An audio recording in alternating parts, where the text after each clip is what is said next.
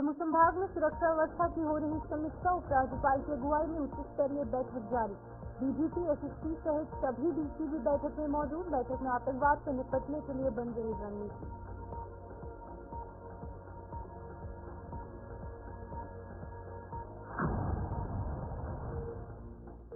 किश्तवाड़ जिले का कश्मीर घाटी से कटा सड़क संपर्क। बर्फबारी से किश्तवाड़ अनंतनाग नेशनल हाईवे हुआ बंद। सिंथन टॉप सहित अन्य इलाके भी रात भर हुई बर्फबारी। मौसम साफ होने पर ही बर्फ हटाने का काम होगा शुरू।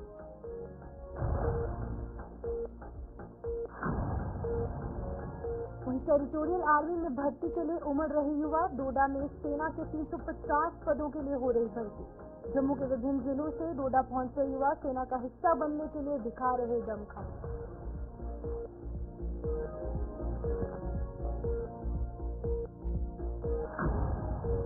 नमस्कार, जम्मू कश्मीर के इस खास बुलेटिन में आपका स्वागत है। मैं हूं आपके साथ सपन शर्मा। तो चलिए शुरुआत करेंगे बुलेटिन की। जम्मू में आज उपराज्यपाल मनोज सिन्हा की अगुवाई में सुरक्षा से संबंधित उच्च स्तरीय बैठक का आयोजन किया जा रहा है। इस बैठक में जम्मू कश्मीर पुलिस डीजी नलिन प्रभात और अन्य उच्च अधिकारियों के अलावा तमाम जिलों के एसएसपी और डिस्ट्रिक्ट मजिस्ट्रेट यानी कि डीसी भी मौजूद थे।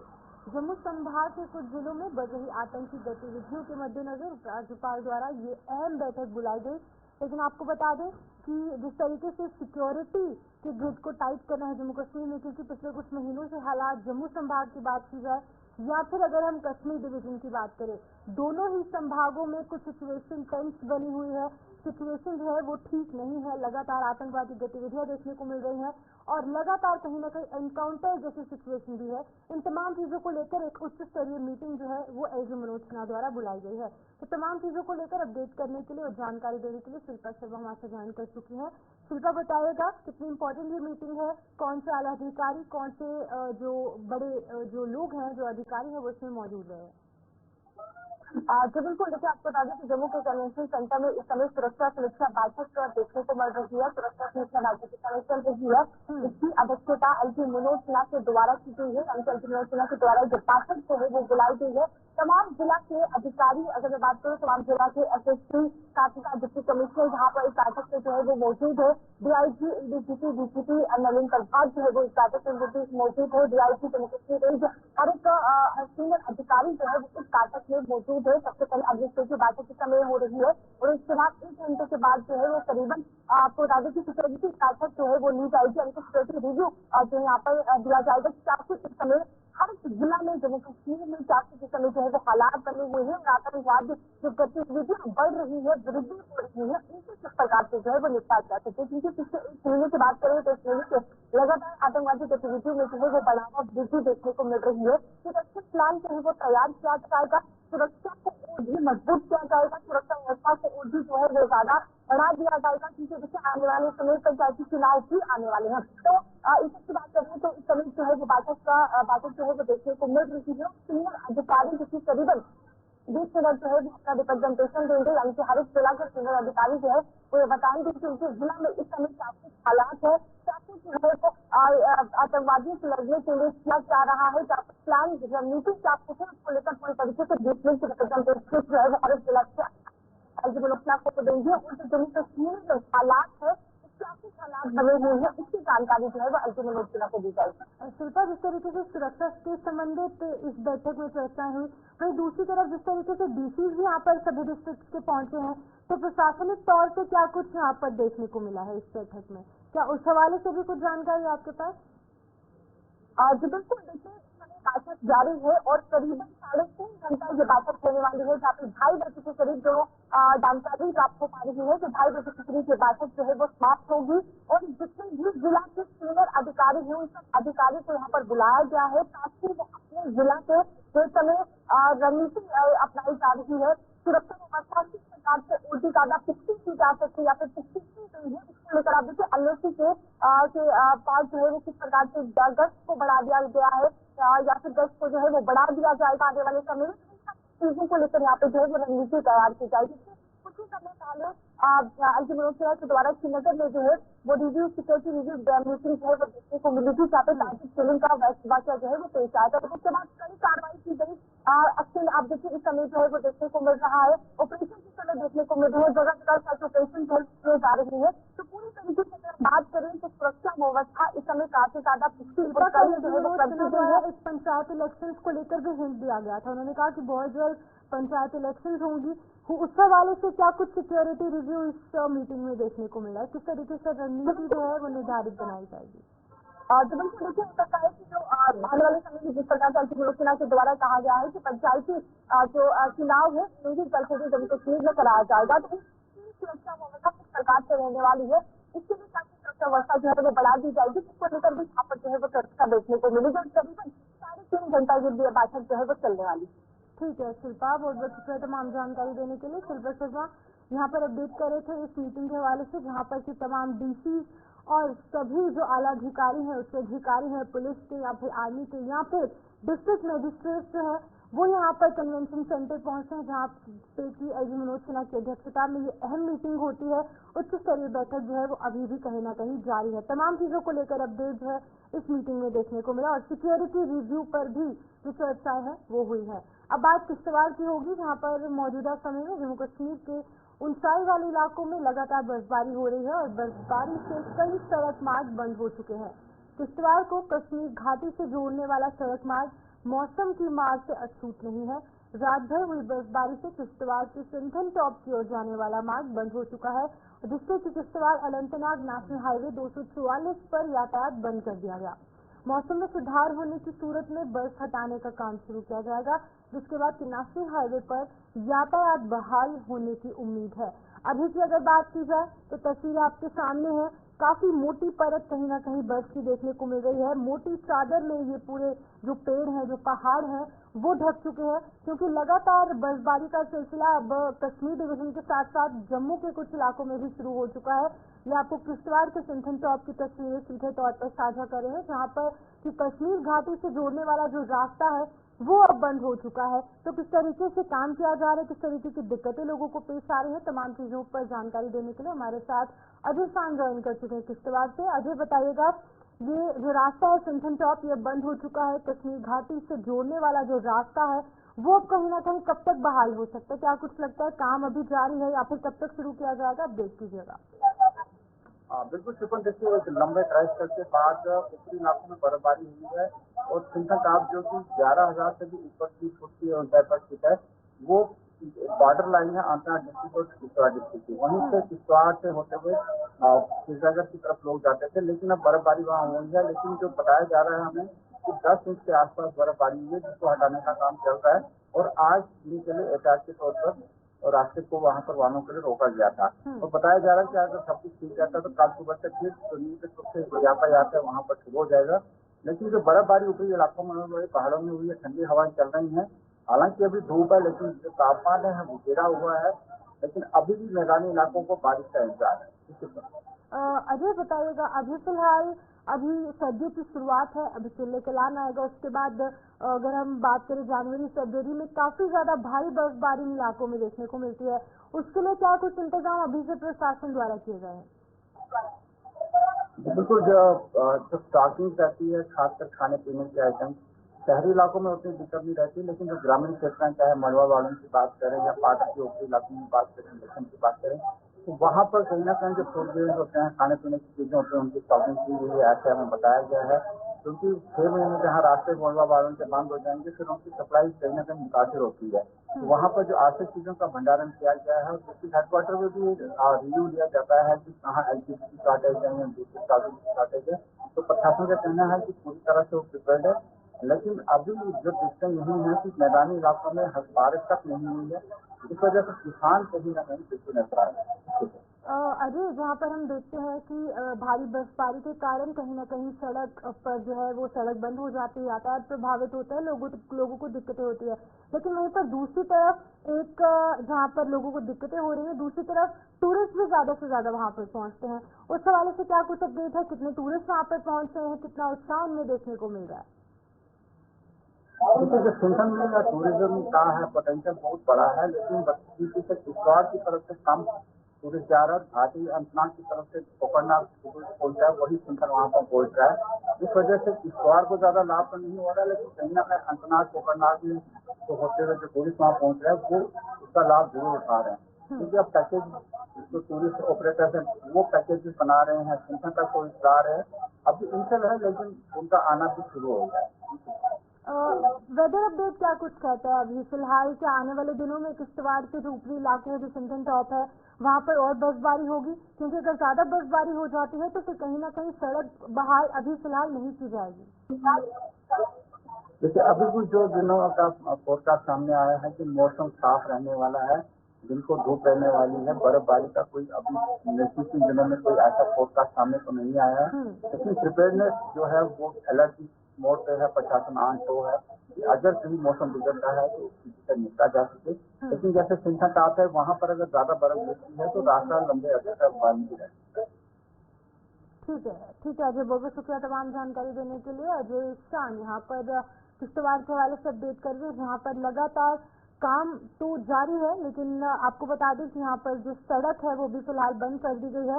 माफ कीजिएगा, काम अभी फिलहाल शुरू नहीं किया गया है क्योंकि भारी बर्फबारी है और मौसम विज्ञान केंद्र की तरफ से कहा जा रहा है कि कल सुबह शायद मौसम साफ हो जाए, जिसके बाद की यातायात बहाल का जो सिलसिला है वो शुरू हो जाएगा, क्योंकि यहाँ पर सड़क को साफ करने का काम कल सुबह तक शुरू हो सकता है। लेकिन अभी फिलहाल जो सिंथन टॉप की जो सड़क है वो अभी फिलहाल यातायात के लिए बंद की गई है।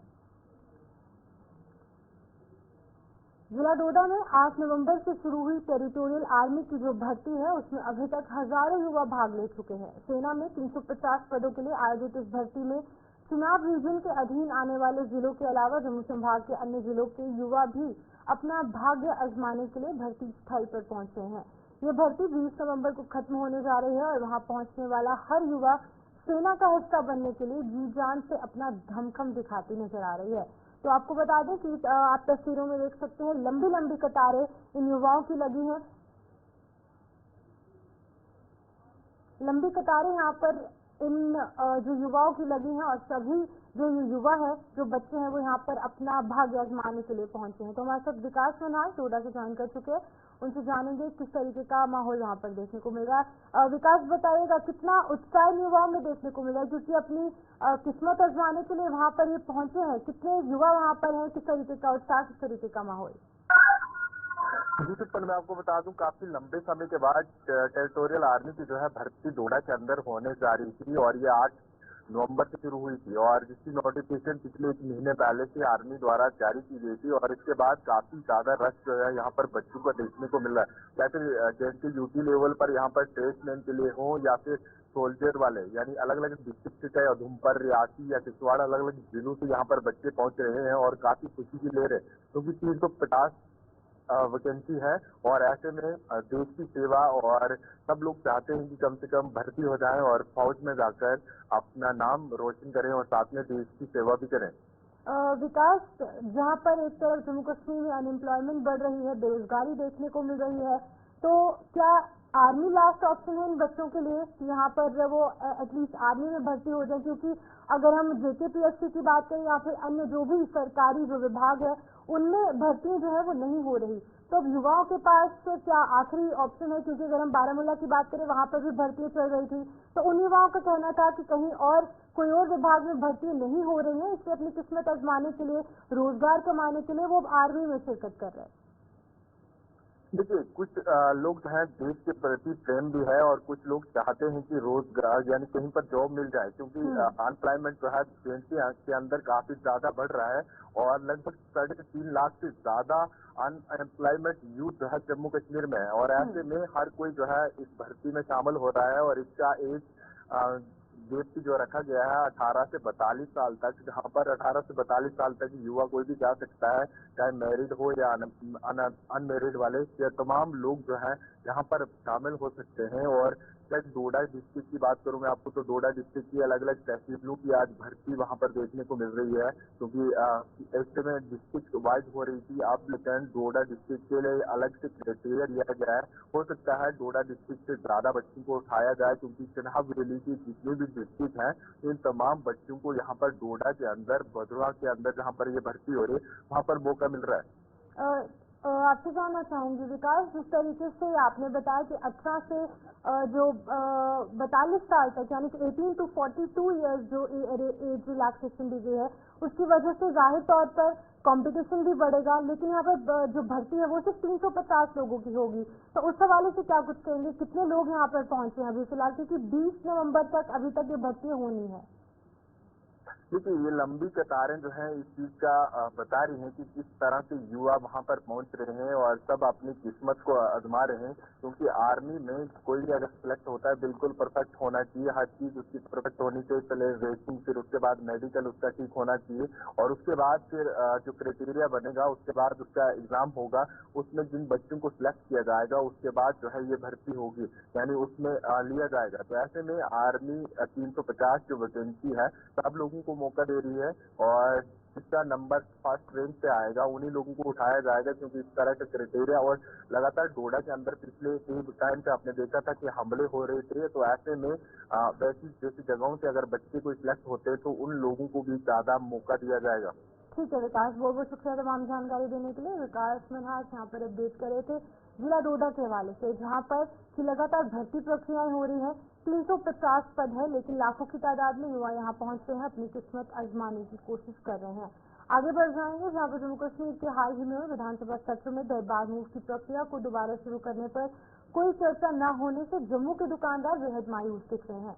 दुकानदारों के मुताबिक जम्मू संभाग से चुने गए विधायक दरबार मूव को दोबारा शुरू करने पर सदन में अपना कोई पक्ष नहीं रख पाए, जिससे कि उन्हें मायूसी हाथ लगी है। उन्होंने बताया कि दरबार मूव दोबारा शुरू होने से उन्हें उनके काम धंधे में बढ़ोतरी की उम्मीद है, लेकिन जो तमाशा इस बार जम्मू के विधायकों ने सदन में किया उससे ये साबित हो गया है कि वो जम्मू के लोगों की आवाज कभी भी बुलंद नहीं कर पाएंगे। देखिए, रौनक जो है ये शादियों का सीजन है थोड़ा बहुत, और सीजन चेंज भी हुआ है, इस कारण थोड़ी बहुत रौनक है। और हमें तो उम्मीद थी कि ये दरबार मूव की, कि दरबार मूव होगा और काम हमारा अच्छा होगा। जो नहीं है इस वक्त ये खाली चहल पहल ही है। अदरवाइज दरबार मूव पे जम्मू वालों को बड़ी उम्मीदें थी और ये देख के बड़ा दुख हुआ कि जो हम लोग उम्मीदें लगाए बैठे थे अपने MLA वगैरह से या मिनिस्टरों से, या नई हुकूमत बनी थी, उन्होंने भी ये ठंडे बस्ते में डाल दिया, अगले साल पे पोस्टपोन कर दिया। असेंबली के अंदर जो तमाशा देखा हमने, मच्छी बाजार लगा हुआ था, जो वहाँ पे झगड़े चल रहे थे, जो वहाँ के सिस्टम देख के, तो वो देख के भी बड़ा दुख हुआ कि जम्मू की डेवलपमेंट भूल गई, जम्मू का दरबार मूव भूल गया और लोगों के जो इश्यू भूलते हैं। इन लोगों ने जो वहाँ पे मार पिटाई की है वो एक सभ्य लोगों को शोभा नहीं देता था। और एक ये तो एक बिल्कुल जैसे कि बच्चों की लड़ाई देख रहे थे, किसी मुद्दे पे बात की नहीं। हम लोग तो कुछ और मांग नहीं रहे थे, जम्मू के डेवलपमेंट और जम्मू की डेवलपमेंट प्लस दरबार मूव, उस पर कोई चर्चा नहीं हुई है। 2-4 दिन जो बीते वहाँ पे इनके खाया पिया झगड़ा किया और सारा पचा पचू के फिर जम्मू वापस आ गए जाओ। अब दरबार मूव अगले साल पे है, जो हमें उम्मीद है कि वो भी इसी तरह ही निकल जाएगा। देखिए, हमने इसके लिए बड़े प्रोटेस्ट किए, बड़ी जद्दोजहद की और इसके लिए हर दूसरे दिन एक प्रोटेस्ट करते रहे कि नई हुकूमत आएगी, जो भी बनेगा इस बारे में सोचेगा। मगर मैं फिर वही कहूँगा कि असेंबली के अंदर जो इनकी मार पिटाई देख के लगता है कि कोई भी किसी काम के नहीं है, ये सिर्फ झगड़ने और अपने स्वार्थ सिद्ध कर। पीर पंजाल क्षेत्र के पारंपरिक भाईचारे की एक और जीता जागता उदाहरण राजौरी जिले में जीरो लाइन पर स्थित आखिरी गांव सेब नौशहरा में देखने को मिलता है। इस गांव में एक भी मुस्लिम परिवार नहीं रहता, लेकिन दरगाह की देखभाल जो है वो स्थानीय लोगों द्वारा की जा रही है। स्थानीय लोगों का कहना है कि दोनों देशों के बंटवारे के समय मुस्लिम आबादी दूसरी तरफ चली गई थी, जिसके बाद हिंदू परिवारों ने इस दरगाह की देखभाल की जिम्मेदारी संभाल ली। देखिए, राजौरी से हमारे संवाददाता जमशीद मलिक की ग्राउंड जीरो से ये खास रिपोर्ट।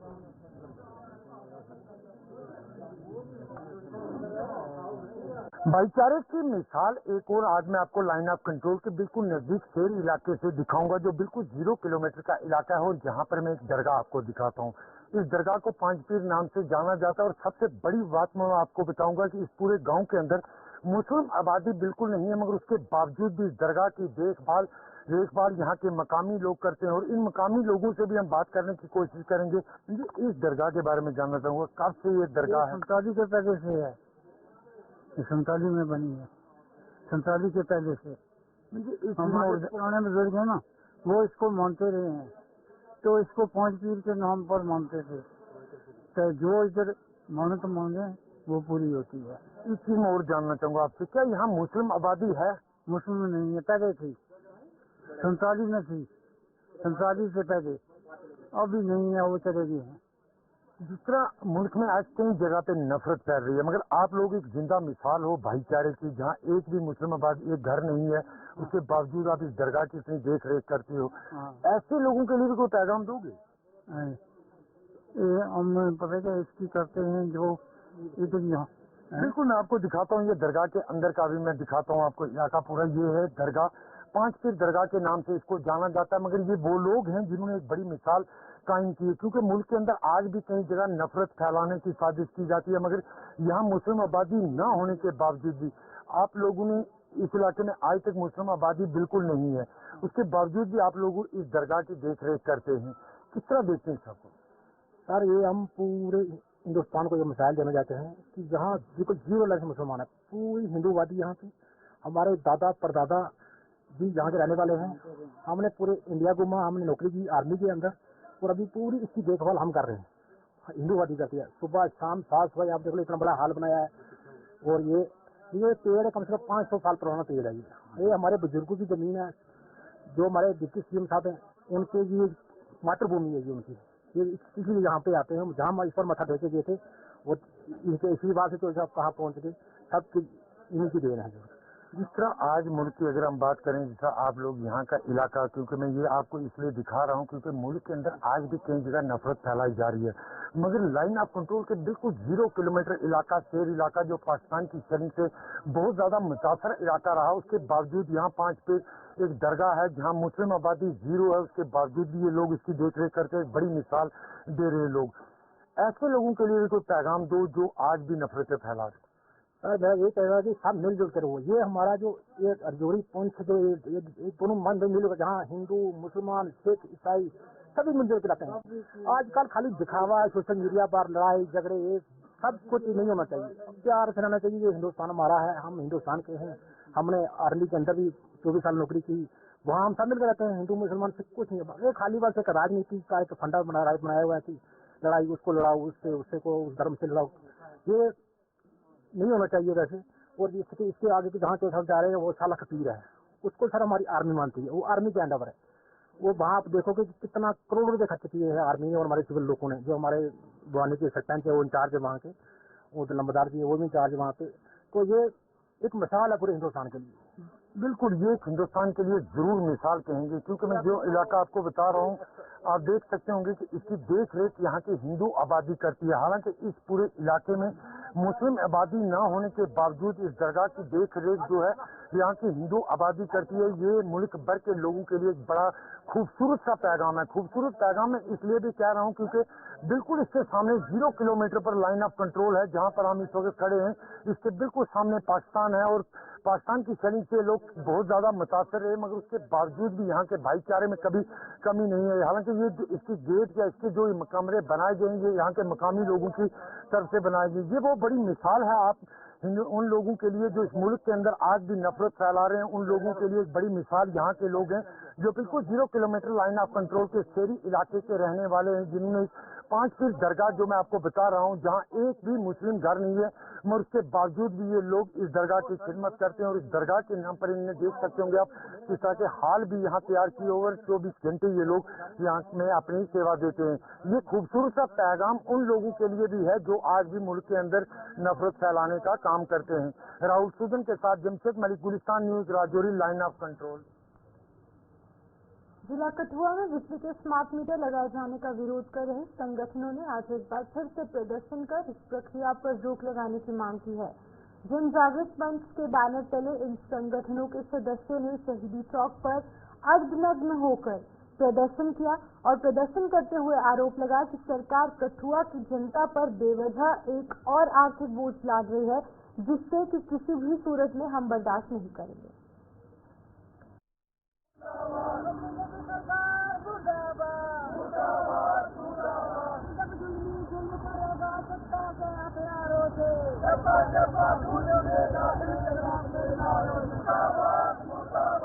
स्मार्ट मीटर के ऊपर प्रशासन बिल्कुल भी बोलना नहीं चाहता है। डीसी कठुआ तो ऐसे अपने मुंह पे ताला लगाकर बैठ गए हैं। स्मार्ट मीटर के ऊपर ये हम नहीं चलने देंगे, इसलिए आज हमने आज नंगे होकर ये प्रोटेस्ट किया है। गले में हमने फंदे डाले हैं और ऊपर हमने लिखा है कि स्मार्ट मीटर अगर लगेंगे तो यही गले के फंदे हर एक भारतीय, हर एक लोगों के गले में पड़ जाएंगे। इसको अगर बचाना है तो कठुआ प्रशासन से हम बार बार अपील कर रहे हैं कि आप जल्दी से जल्दी कोई ऑफिशियली ऑर्डर निकाल कर कठुआ में स्मार्ट मीटर बंद करवाओ, क्योंकि कठुआ में जम्मू कश्मीर में जितनी बिजली पैदा होती है उतनी खर्च नहीं होती है, और जहाँ से बिजली खरीद कर पंजाब हिमाचल के लोग जो सरकारें हैं वो अपने लोगों को फ्री में बिजली देते हैं, और जम्मू कश्मीर की सरकार को या एसडी को क्या प्रॉब्लम है जहाँ के लोगों को फ्री में बिजली देने के लिए, जब जो पहले मीटर लगे हैं उन पर क्या दिक्कत है।